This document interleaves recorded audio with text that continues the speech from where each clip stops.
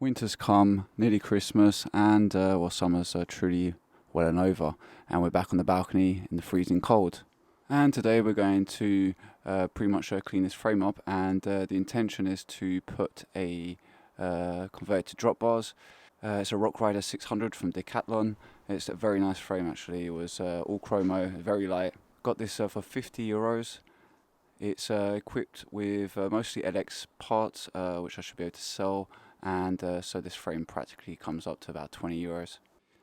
The RockShox Indie XC fork is going to be replaced by some rigid ones. I invested a while ago. I bought quite a few rigid forks with the intention of doing a couple of these projects. I also bought 5 of these drop bars, kind of gravelly looking, red cycling. They're on sale anyway, and that's why I bought 5 of them in advance for the same reason. And we're going to see how the build goes. There's not much I'm going to be keeping on here. The pedals are finished, the tyres are finished. Funnily enough, the seat post is not stuck, but this is stuck, weirdly enough. So I'm going to now dismantle it all. I'm not going to bother showing you that on video.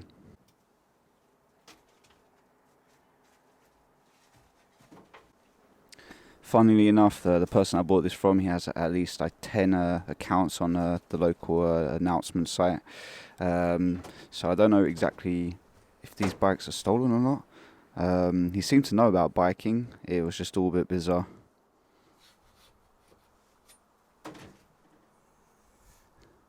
So the seat post has got this system that I really don't like. It's basically one side where it's clamping down is...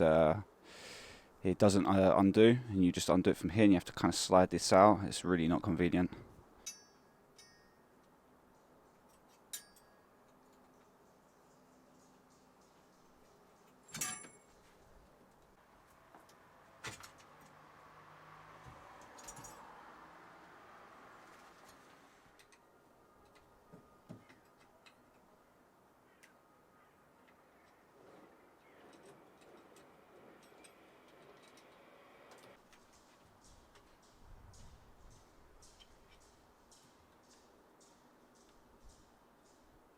And done.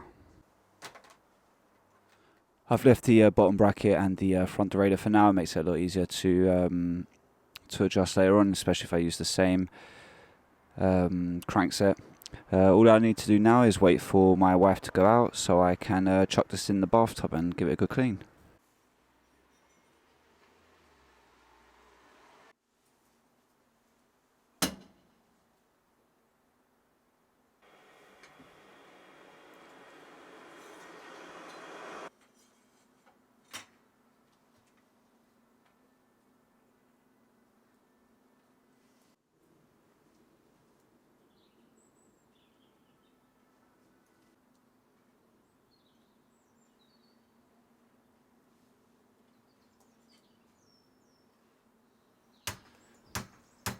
Completely forgot to put a star nut on the fork, so I'll get to try out the new tool I got. We're going to be installing cantilevers, and until I find a better solution where I can put the cantilever, what's it called, the bridge, the mount, I can't remember, on the fork, which is going to be lower and more ideal, we're going to have to put this type of headset one, but it doesn't give us a lot of clearance.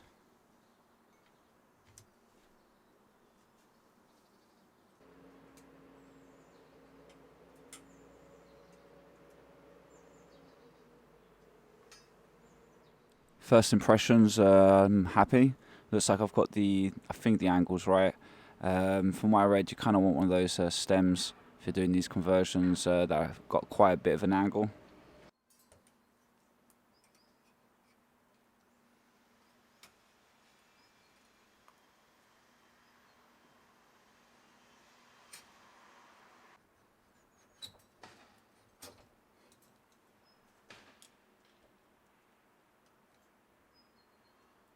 Because of the weird angle, I'm going to be using some older outer cablings. So because it's more flexible and less rigid than the newer stuff, I find.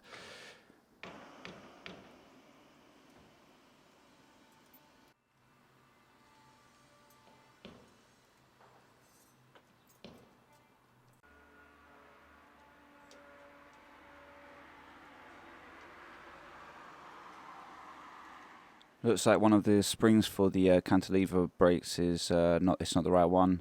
I did find kind of like these random springs to make these brakes function, so missing them. So since I won't be able to do that today, I'm just going to go along with the rest of the stuff, at least the cabling, which takes quite a lot of time anyway.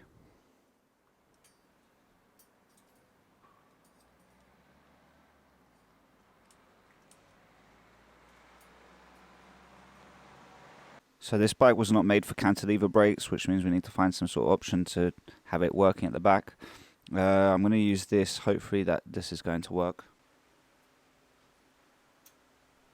So it ended up that pot there was really useless and not very good. I just found a better way. The pot I was going to put at the front, I'm going to put at the back, and it's actually really nice and solid. And it's great because I've had this now for a long time and I never find a usage.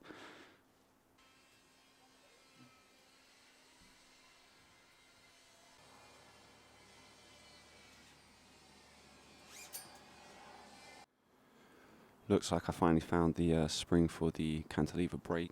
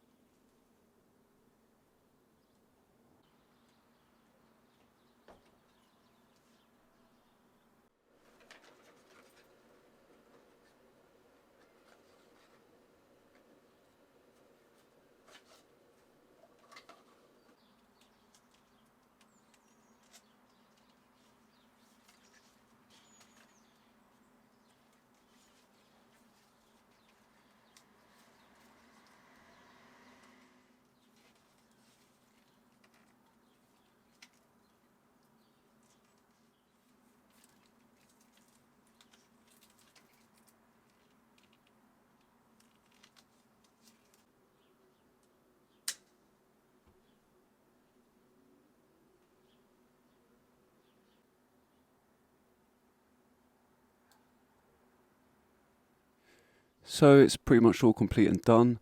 I think it would be interesting to take it out, and I'm going to be able to explain all the problematics that I had, and kind of like pointers of things you want to look out for if you want to do this type of conversion, at least now from my experience. I managed to adjust the front derailleur, but it was a hassle if I'm honest. Okay, so I have just ridden it, I've readjusted everything, and here's the pointers I've got. The way I've set this up, I'm very happy for one. Let's start the positives. The frame comes up to exactly 10 kilograms, which is fairly light, although I have got some plasticky kind of pedals I've put on there. As you can see where I've put the saddle, I've had to really put it up to the front because the reach is just too much for me. I think this would probably be ideal for someone that's like 1m85, slightly larger than me anyway. And I think that's one of the issues with these setups. So I put this stem which had quite a lot of angle, but I don't think it was enough. I think it needs to be approached so that I can actually use this frame. So that would be one of my first pointers considering this.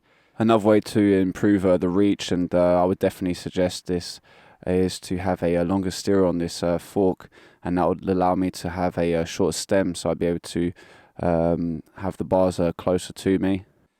So I think the first issue I would have, especially if I was going to do this again, is definitely not to get a frame that was from the V-brake era. You'd need one that's for canti brakes, and that avoids the issue with the cantilever guide at the back. These brakes were terrible, really cheap, a copy of the XT M730s, 32s. If you're going to get something old school, I'd definitely recommend the LX 550s or the X-Age. Otherwise, avid shorties, obviously, because I spent most of my time adjusting these brakes more than anything on this bike. For shifters, I would completely avoid using them, if anything. Not these style of shifters anyway. I would go for the ones that you have at the end of the bars, the friction ones, or I would just have a 1 by whatever 10, 11 to avoid all the issues with front shifting specifically. Apparently you can resolve the issue with front derailleurs with STI road shifters by getting a road front derailleur. Obviously road front derailleurs are bottom pull and not top pull. So if you're looking out for frame, if you could find one that has the cabling that runs underneath, and potentially that will resolve the issue. The problematic that I had with the front derailleur, for me anyway, was that I couldn't put the limit screws maxing out, so I couldn't bring this derailleur up to the middle plate. Obviously this derailleur was just not made for that. So what I had to do is, using a cable stretching puller tool, I was able to adjust the front derailleur to get it to begin at the second chainring. So I believe the actual spindle length on this one was 113, if I remember. I probably could improve chain line and the issue with the front derailleur by reducing the length by potentially to 109 or 110. Another thing I would say is avoid chunky tyres, because the clearance for the cantilevers to work makes it very difficult. So I don't know, to kind of sum up on everything, if I was going to look for another frame again, I would look for one from the between 94 and 96, specifically so that you have the canty guides or bridges, and also so that you have a 1/8 headset, because a lot of these gravel bars do have oversized tubes, and so most stems are 1/18 and 34 point, what is it again, 9. So I think that's pretty much everything covered, at least that I can think of off the top of my head. Anyway, I'm happy with the end result. It still looks very nice, and particularly like the fork that I used. Very difficult to find, by the way, those type of forks with the straight blades. So anyway, until next time, peace out.